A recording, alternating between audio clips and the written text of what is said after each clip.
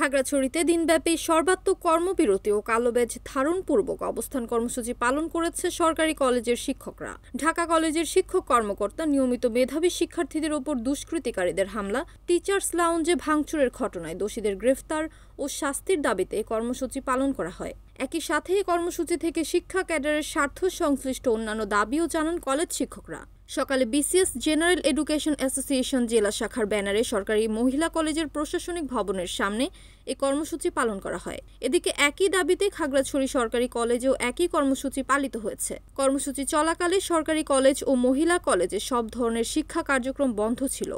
আজকে সর্বাত্মক কর্মবিরতি এবং কালোব্যাজ ধারণের কর্মসূচির কারণ হলো গতকাল ঢাকা কলেজের শিক্ষক লাউঞ্জে কতিপয় দুষ্কৃতিকারী কর্তৃক শিক্ষকদের যে লাঞ্ছনা এবং ভাঙচুর করা তার প্রতিবাদে কর্মবিরতি। এটা আসলে গতকাল ঢাকা কলেজের ঘটে যাওয়া ঘটনাকে নিয়ে, সেখানে হচ্ছে যারা মেধাবী শিক্ষার্থী আছে ইন্টারমিডিয়েট পর্যায়ে তাদের উপর দুষ্কৃতিকারীরা হামলা করে এবং টিচার্স লাউঞ্জে ভাঙচুর করে এবং আমাদের সহকর্মীদেরও লাঞ্ছিত করে।